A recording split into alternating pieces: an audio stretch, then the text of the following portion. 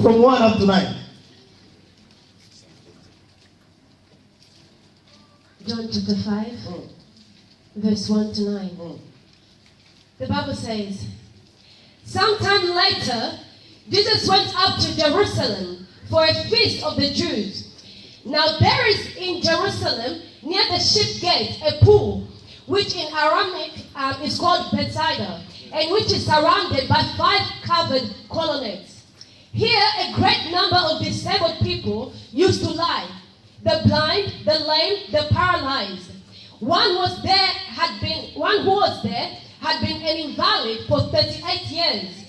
When Jesus saw him lying there and learned that he had been in his condition for a long time, he asked him, "Do you want to get well?"